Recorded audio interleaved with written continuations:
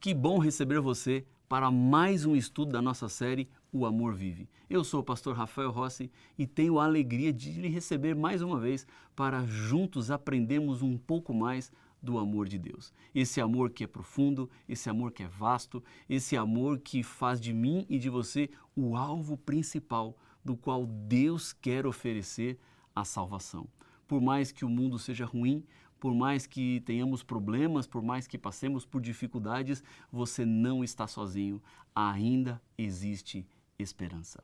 O tema de hoje será o amor que prioriza. Mas antes de irmos à palavra, eu quero mais uma vez lhe convidar para fechar os olhos e vamos juntos orar. Senhor, Pai nosso, Deus querido, a Tua palavra será aberta e nós precisamos ouvi-lo. Precisamos senti-lo ao nosso lado.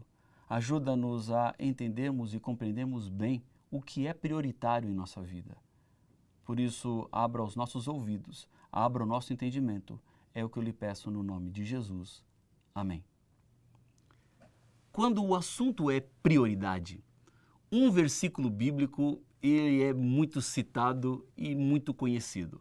É o Evangelho de Mateus, capítulo 6, versículo 33. Se você está com a sua Bíblia aí, eu quero lhe convidar a abrir junto comigo Mateus 6, 33.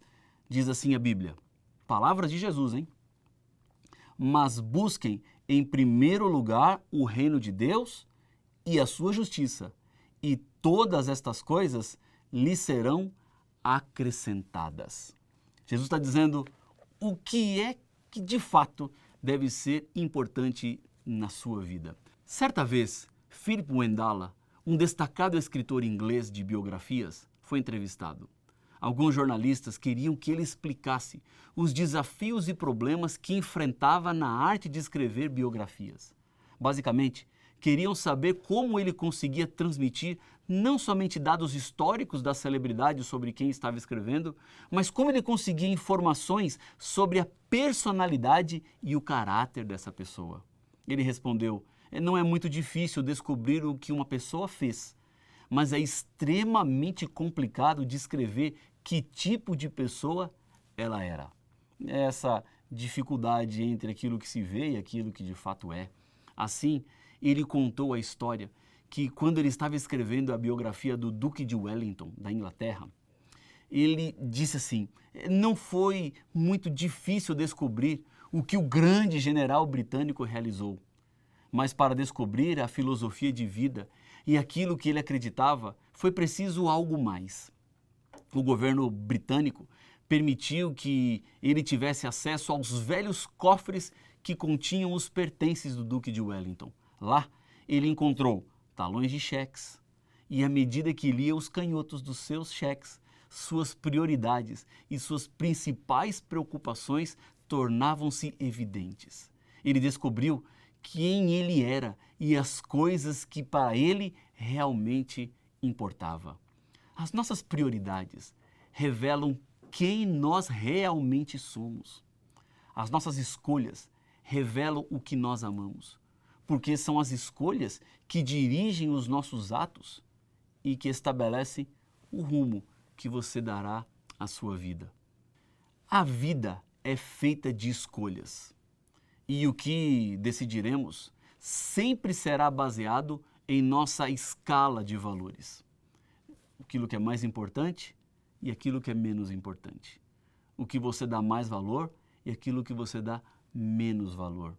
Em geral, as escolhas nunca são fáceis, principalmente quando sabemos que um passo errado pode nos trazer consequências que são desastrosas.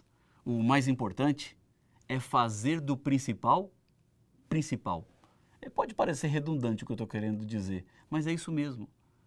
Hoje, o maior desafio é fazer do principal. Eu encontro muitas pessoas que colocam no principal aquilo que não é principal, que colocam na categoria do muito importante aquilo que não é muito importante. Há pessoas que sacrificam no altar do ter, do possuir, do prosperar, amigos, família, caráter. Prioridade é aquilo que decidimos colocar em primeiro lugar. E veja que eu usei a palavra prioridade no singular, porque quem diz que tem prioridades, na verdade não tem prioridade, porque prioridade é o que ocupa o ponto principal. Como e onde escolhemos, por exemplo, gastar nossa saúde, tempo, dinheiro, os talentos, revelam a nossa essência, revela o que é para você de fato importante. Nós escolhemos como deveríamos ou como gostaríamos? No final, nós seres humanos que lutamos contra a nossa natureza pecaminosa, temos um coração que é enganoso. Acabamos facilmente sendo levados a fazer o que não deveríamos. Você já parou para pensar como é fácil fazer o errado e difícil fazer o que é certo? Há um abismo entre o que você fala e aquilo que você faz. Dizer a família é muito importante, mas não viver como se a família fosse importante, ficará apenas no discurso. Uma família que é importante demandará tempo. Uma família que é importante demandará esforços. Vivemos num mundo que está muito verbalizado, onde as pessoas acham que as palavras resolverão tudo, mas as palavras são apenas discursos e os discursos não podem resolver os problemas. Os discursos não são a solução para as nossas dificuldades.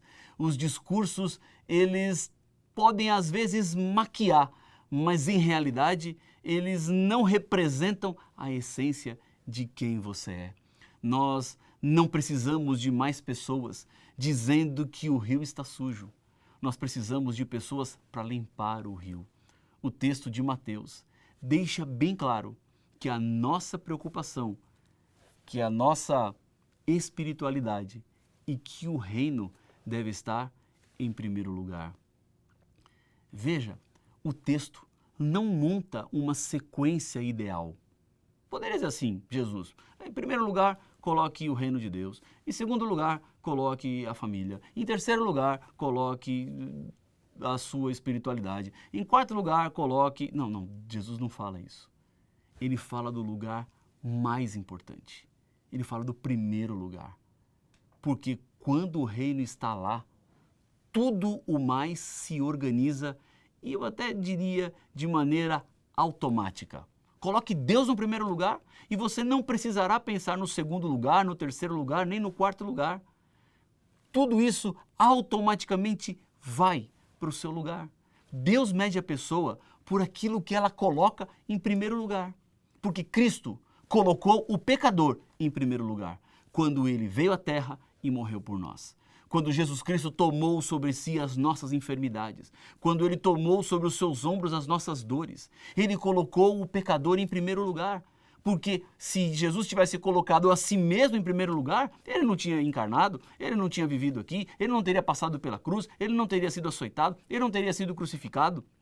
Mas porque o pecador estava em primeiro lugar, Jesus passou por tudo isso. O pecador, por conseguinte, é aquele que põe a si mesmo em primeiro lugar.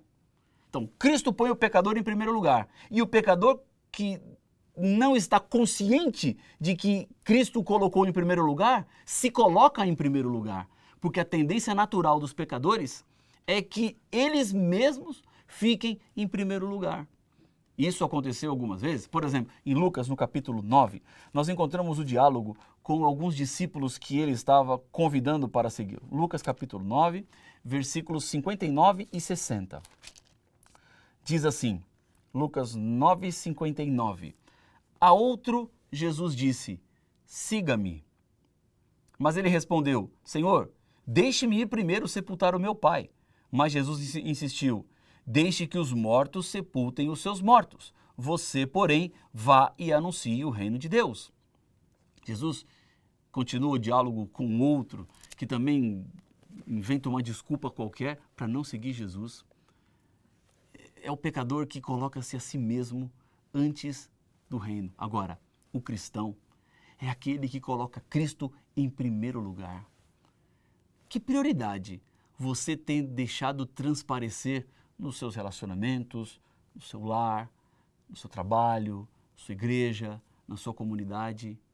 Colocar Cristo em primeiro lugar significa colocar o próximo em primeiro lugar também, pois amaremos a Jesus acima de todas as coisas e ao próximo como a nós mesmos.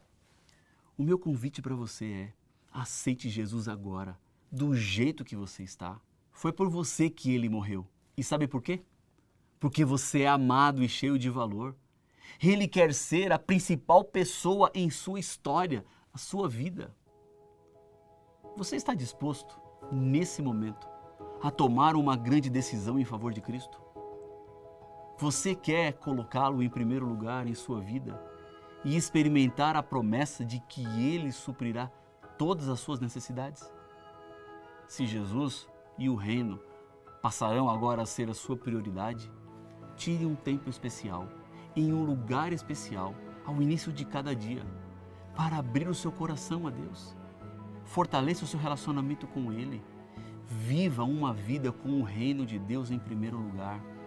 Deixe de lado aquilo que você quer e agora passe a perguntar a Deus o que é que Ele quer da sua vida, o que Ele espera de você.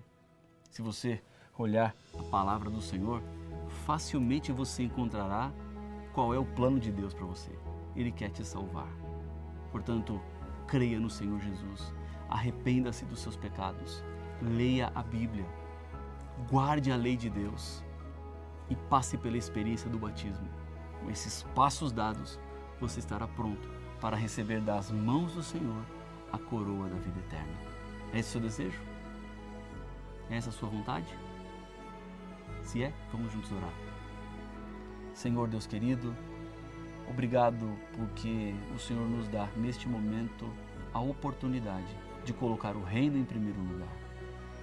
Pai, tira do primeiro lugar do nosso coração aquilo que está e ocupe este lugar. Entre em nós, faça diferença em nossa vida, porque nós o aceitamos como Senhor e Salvador e oramos no nome de Jesus. Amém. Que Deus te abençoe muito. A gente continua, estamos chegando já no finalzinho da nossa série, mas ainda há muitas coisas especiais para estudarmos. Você é meu convidado. Um abraço, até mais.